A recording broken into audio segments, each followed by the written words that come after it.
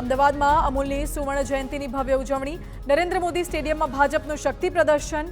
PM મોદીએ દરેક જિલ્લામાંથી આવેલા ખેડૂતો અને પશુપાલકો સાથે કર્યો સંવાદ। આગામી લોકસભાની ચૂંટણી પહેલા ગ્રામીણ વોટ બેંક પર ભાજપની નજર।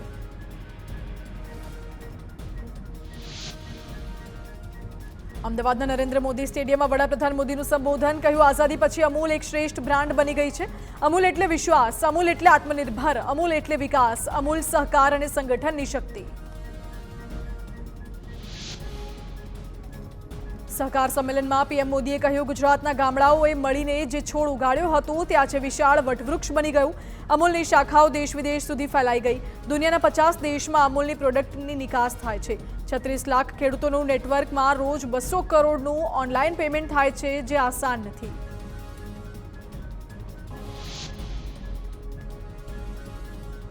સહકાર સંમેલનમાં પીએમ મોદીએ વધુમાં કહ્યું ગામડાના નાના ખેડૂતોને આધુનિક ટેકનોલોજી સાથે જોડવાનો પ્રયાસ કરવામાં આવી રહ્યો છે। ઉજ્જડ જમીનને ફળદ્રુપ જમીન બનાવવા માટે સરકાર કામ કરી રહી છે। નાના ખેડૂતોને ઉદ્યમી બનાવવાનો પ્રયાસ કરવામાં આવી રહ્યો છે। નરેન્દ્ર મોદીએ વધુમાં જણાવ્યું કે અમૂલની સફળતા મહિલા સશક્તિકરણના કારણે છે। ભારત ડેરી સેક્ટરની સફળતા મહિલાઓ માટે મોટી પ્રેરણા છે। ભારતને વિકસિત બનાવવા માટે દરેક મહિલાની આર્થિક શક્તિની આવશ્યકતા છે। મહિલાની આર્થિક શક્તિ વધારવા માટે અમારી સરકાર ચારે બાજુ કામ કરી રહી છે। મહેસાણાના વાડીનાથ ધામમાં વડાપ્રધાન મોદીના હસ્તે શિવલિંગની પ્રાણ પ્રતિષ્ઠાની પૂજા થઈ। સાથે જ વડાપ્રધાન મોદીએ રોડ શોમાં રબારી સમાજનું અભિવાદન ઝીલ્યું। લાખોની સંખ્યામાં એકઠા થયા શ્રદ્ધાળુઓ।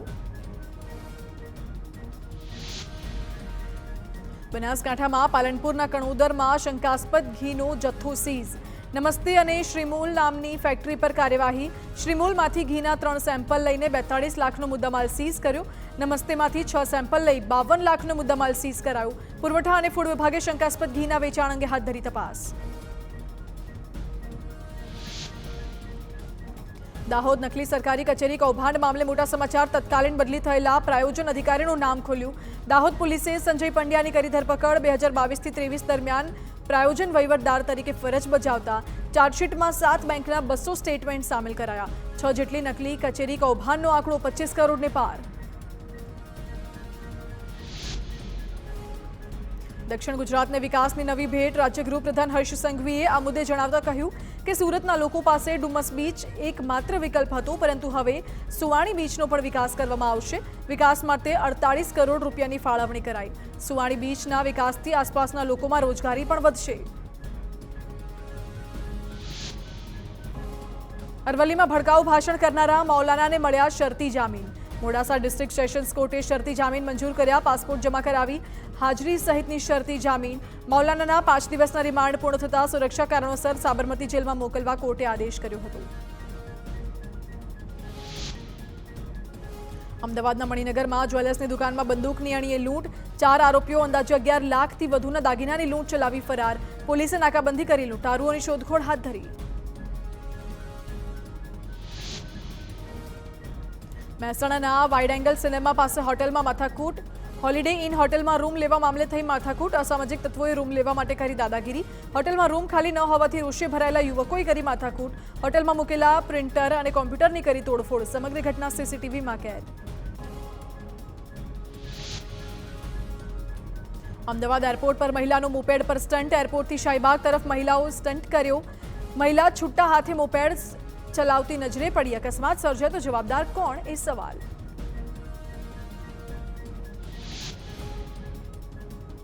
ગુજરાતમાં કોંગ્રેસ 4 બેઠકો પૈકી હાઈકમાન્ડ નક્કી કરે તે બેઠક આપને આપવા સહમત।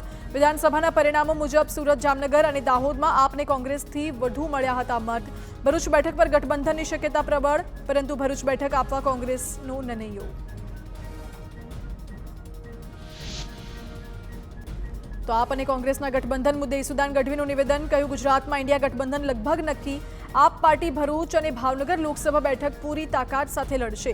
કોઈપણ પાર્ટીથી વધુ ઉપર દેશ છે। ચૂંટણી દરમિયાન ભાજપે કરેલા વાયદાઓ અધરતાલ રહી ગયા। કોંગ્રેસ આપ ગઠબંધન મુદ્દે સાંસદ મનસુખ વસાવાએ આપી પ્રતિક્રિયા। કહ્યું ભાજપને કોઈ ફેર પડવાનો નથી, ભલે ગઠબંધન થયું હોય। આ લોકોનું પહેલાથી ફિક્સ હતું, એકબીજા પર આક્ષેપ કરવાના નાટક કરતા હતા।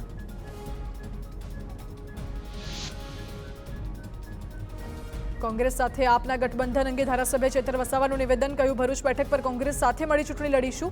ભરૂચમાં કોંગ્રેસ સાથે સહમતિ રહેશે. આપ પાર્ટીની ભરૂચમાં સ્વાભિમાન યાત્રા શરૂ. ઝઘડિયાના જુમાનદેવ મંદિરે દર્શન કરી યાત્રાનો પ્રારંભ કરાયો.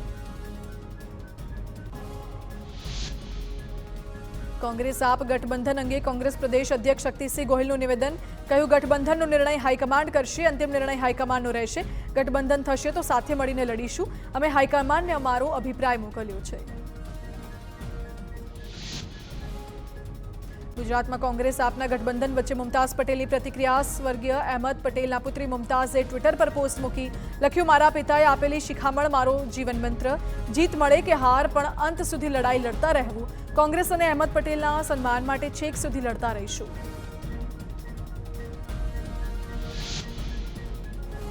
રાજકોટ ભાજપના શહેર પ્રમુખ મુકેશ દોશી અને ધારાસભ્ય દર્શિતા શાહ વચ્ચે બોલાચાલી. તૈયારીની બેઠકોમાં ઉપસ્થિત રહેવા બાબતે તકરાર. ધારાસભ્યોએ શહેર પ્રમુખ વિરુદ્ધ ઉચ્ચ કક્ષાએ રજૂઆત કરવાની આપી ચીમકી. શહેર પ્રમુખ પોતે ફરજ નિભાવતા હોવાનો દાવો. મુકેશ દોશીએ ધારાસભ્યને હાજર રહેવા કરી હતી ટકોર. ઠંડી અંગે હવામાન વિભાગે કરી આગાહી. આવતીકાલથી 3 દિવસ રાજ્યમાં ઠંડીનો ચમકારો.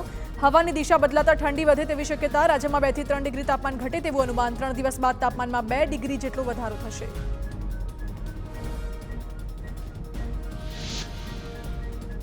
મહીસાગર જિલ્લામાં વહેલી સવારથી ધુમ્મસભર્યું વાતાવરણ જોવા મળ્યું. હવામાં ભેજનું પ્રમાણ વધતા વિઝિબિલિટીમાં ઘટાડો. ધુમ્મસભર્યા વાતાવરણના કારણે વાહન ચાલકોને લાઇટો ચાલુ રાખવાની ફરજ પડી.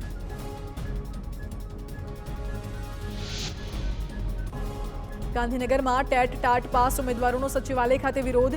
કાયમી શિક્ષકોની ભરતી કરવાની માંગ. શાળાઓમાં શિક્ષકોની ઘટ હોવા છતાં કાયમી ભરતી ન કરાતી હોવાની રજૂઆત. વિરોધ કરતા તમામ ઉમેદવારોની અટકાયત. મોરબીમાં કેમિકલયુક્ત પ્રવાહીના ટેન્કરો મુદ્દે ઘૂંટુ ગ્રામજનોની રજૂઆત. જીપીસીબીની ઓફિસે કોંગ્રેસ આગેવાનોએ કરી રજૂઆત. ટેન્કર કેમિકલ અને કયા કારખાનામાંથી હતું તે વિગત આપવાની રજૂઆત. ટેન્કરને ગ્રામજનોએ પકડી પોલીસ અને જીપીસીબીને જાણ કરી હતી. સુરેન્દ્રનગરમાં 3 તાલુકાના ગામો સિંચાઈ અને પીવાના પાણીથી વંચિત. સરકારની સિંચાઈ સુવિધા યોજના સામે ખેડૂતોનો રોષ. 417 કરોડની યોજના ત્રીજી વખત મંજૂર, પરંતુ કામ ન થયાનો ખેડૂતોનો આરોપ. ચૂંટણી આવે ત્યારે સરકારને 45 ગામની પાણી સમસ્યા યાદ આવતી હોવાનો પણ આક્ષેપ. પાટણમાં સસ્તા અનાજ સંચાલક વિરુદ્ધ ગ્રામજનોનો વિરોધ. સંચાલક અને અરજદાર વચ્ચેનો ઓડિયો વાયરલ. પિરોજપુરા ગામના લોકોનો કલેક્ટર કચેરીમાં હોબાળો. અનાજ પૂરતું ન મળતું હોવાનો આરોપ. શંખેશ્વર મામલતદાર સહિત સંચાલક અને જવાબદારો સામે કાર્યવાહીની માંગ.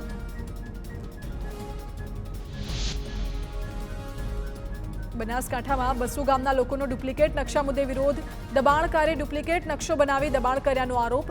પંચાયતના નકશામાં દબાણકારની જગ્યા ન હોવા છતાં ચાલવાનો રસ્તો બંધ કર્યો. લોકોના ચાલવાના રસ્તા પરનું દબાણ દૂર કરવાની માંગ.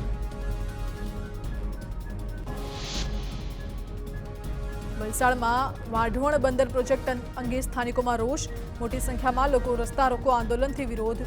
મુંબઈ અમદાવાદ હાઈવે પર પોલીસ કાફલો તૈનાત કરાયો. મહારાષ્ટ્ર અને ગુજરાત પાસે આવેલા દહાણુના વાઢવણ ખાતે સંભવિત વાણિજ્ય બંદરનો કરાઈ રહ્યો છે વિરોધ. સાબરકાંઠા ડેરીની ચૂંટણી પ્રક્રિયા અંગે હાઈકોર્ટનું મહત્વનું અવલોકન.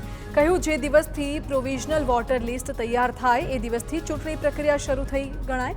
એ દિવસે ચૂંટણી માટેના પ્રવર્તમાન નિયમો આખી ચૂંટણી પ્રક્રિયાને લાગુ પડે. ચૂંટણી અધિકારી ચૂંટણી પ્રક્રિયામાં મનમાની કરે તે ન ચલાવી લેવાય. ચૂંટણી અધિકારીએ નિષ્પક્ષ રીતે કામ કરવું જોઈએ. અમદાવાદમાં એએમસીની રેવન્યુ કમિટીની યોજાઈ બેઠક. એએમસીની આવક વધારવા મહત્વના નિર્ણય લેવાયા. સ્પેશિયલ આકારણી સેલ બનાવવામાં આવશે. ટેક્સ ટેનામેન્ટ નંબર વગરની મિલકતોને રેકોર્ડ પર લેવાશે.